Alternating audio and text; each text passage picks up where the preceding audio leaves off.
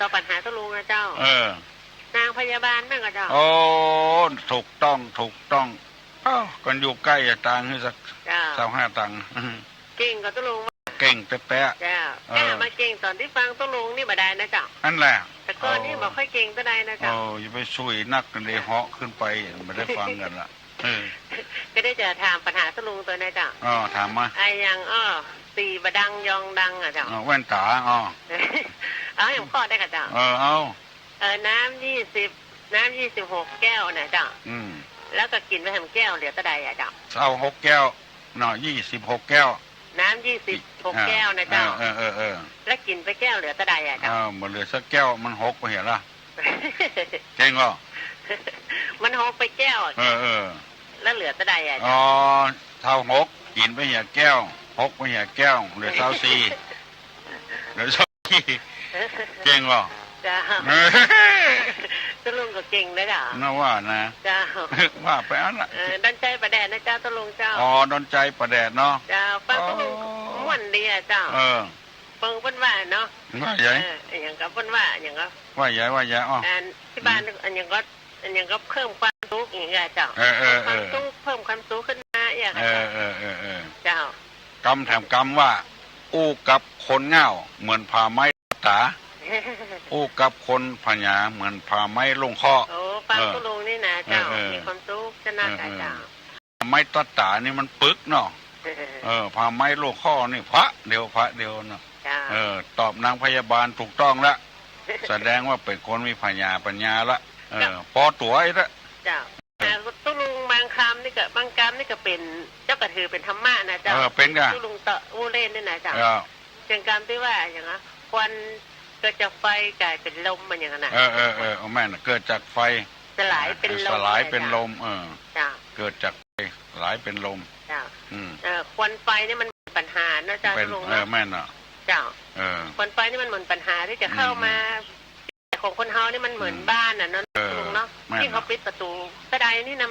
มันจึงจะให้เข้ามาบ้านน่ะเนาะเขาต้องเปิดประตูกว้างๆอ่ะเนาะกว้างๆเปิดใจห้าปัญหามาพิจารณาอ่ะจ้ะเนาะแล้วก็สลายเป็นลมอ่ะเนาะสลายเป็นลมแล้วมันก็สว่างขึ้นนะจ๊ะจ้ะดันใจประแดดนะเจ้าดันใจประแดดเนาะแบบน้ำมันสแกนตะลุงนะเจ้าบุญรักษาเนอะ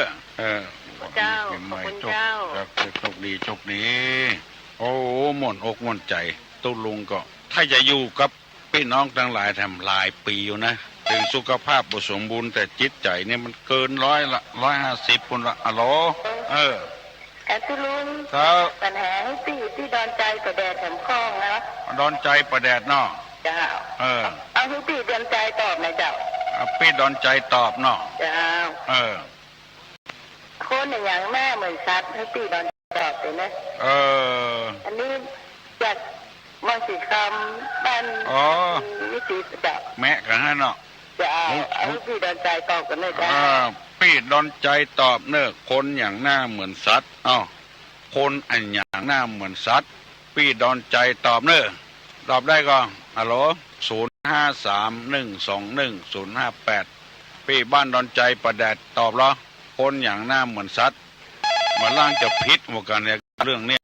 ถ้าอย่างอี้นี่ตุลุงบัตตาเนอะมาเล่นตัวเนอะฮัลโหลกระดับน้ำมันเจ้าตอบบ่ได้กับเจ้าบ่พิษเนาะจะเอาให้คนอื่นตอบนะเจ้าตุลุงกดใจสั่นลงยงเลยนี่เจ้าตอนนี้ว่าพิษหัวกันแล้วก็มาหูจักกันน้ำกันหาเจ้าอันกันเจ้าขอบคุณมากนะเจ้าคนอย่างหน้าเหมือนสัตว์บ่ใครถามฮะคำหมู่นี้นะเอาฮัลโหลราชการตะลุงปัญหาไม่เรียนแล้วมีใครตอบสักคนไอ้ยังหาลืมไปละวันไอ้ยังที่ห่วงแหนที่สุดวันห่วงแหนที่สุดฟันไอ้ยังที่ห่วงแหนที่สุดฟันเขี้ยวเนี่ยใช่เว้นเจ้าฟันไอ้ยังที่ห่วงแหนที่สุดฟันเขี้ยวเนี่ยมันใช่เหรอใช่เป็นไอ้ยังตัววอแหวนไงวันไงฟันเจ้ามหาการนอนหนูเจ้าที่ห่วงแหนที่สุดเจ้าแล้วมันจะปิ้นทีหลังฟันห่วงแหนเจ้าฟันไอ้ยังที่ห่วงแหนที่ยุ่งกันตึงวันที่ยุ่งกันตึงวัน รุนแรงยุ่งกับถึงวันรุนแรงที่สุดสมัยเนี้ยคือตุลุงตอบกะเจ้าแฟนห่วงหันแฟนอะไรอย่างที่ห่วงแหนแฟนอะไรอย่างห่วงแหนที่สุดแล้วมันจะปีนทีหลัง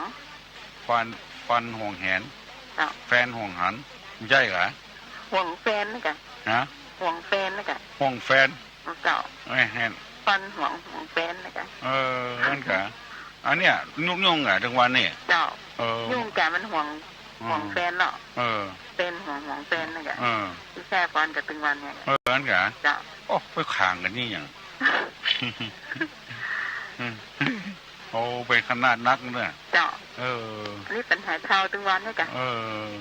ปัญหาทั้งโลกยังมีใครตอบเลยถ้าเป็นตุลุงว่านี่บ่หน้าห่วงนะไม่ห่วงมันอย่างเนาะไม่ขังมันอย่างเป็นกองทุกมันเนาะพ่อมาหาตุกกันนั่นมันหาตุกเนาะไม่ยิงขังประจายขังไม่ยิงนะกองตุกทางนั้นเนาะเจ้าของดิกีนะแกงของตุกเนาะเคยเป็นนายงานเป็นนายหล่อเป็นนายกับของตุกมันเนาะสละไปแล้วเนาะไปสละมันไปคนเขาเสรีภาพกันห้องกันดีบ่ดีโอ้บ่ได้เนื่องเดียวนะเป็นเอดมายุ่งก็ไม่ยิงอ่ะมั้งแต่นอกฟันห่วงแฟนที่แต่แทนข้อหนึ่งมีใครตอบเนี่ยอะไรมีความใหญ่กับความใหญ่ทั้งปวงอะไรเจ้าเป็นใหญ่กว่าทั้งปวงใหญ่ทั้งปวงอะไรมีความใหญ่ทั้งปวงน้องพี่สมัยโทรมาก่อนโทรมากี้ละโทรมาละแล้วก่อนดวงพรเหรอดวงพรนี่ยังหมดโทรมาด้วยรัตวามานี่เนอะเจ้าเอากี่กุ๊กมาให้ดูลุงให้เจ้าถ้าดวงพรฮู้ว่าตอนนี้โทรมาจะถามเบอร์โทรดวงพรนะเจ้าเจ้าเพื่อนเลยตุลุงพวกเด่นนะอูนักคนอื่นจะจ้างทำเนาะมีอย่างแล้วก็หามัน7 โมงปลายแล้วก็หาถ้าว่ามีทำอยู่คือเวลาทำน้อยใครโทรมาก็โทรเนอะมาโทรมาก็อย่าปั่นสินปั่นปอนเนอะนะ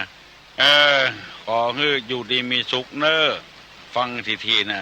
อยู่ดีมีสุขฟังทีนะถ้าอยู่บ่ดีบ่มีความสุขอยู่ก็ให้อยู่ดีๆไปดีๆมาดีๆเงียบดีๆทำดีๆอู้ดีๆแล้วจะมีความสุขฟังทีโบราณเพิ่นว่าให้อยู่ดีมีสุขถ้าอยู่บ่ดีก็มีสุขอู้บ่ดีก็มีสุข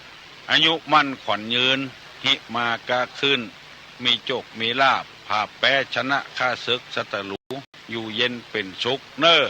รับปอนเนอตุลุงจะปั่นปอนฮือสัพปีติโยวัจจันตุสัพพะโลโกวินัสตุมาเต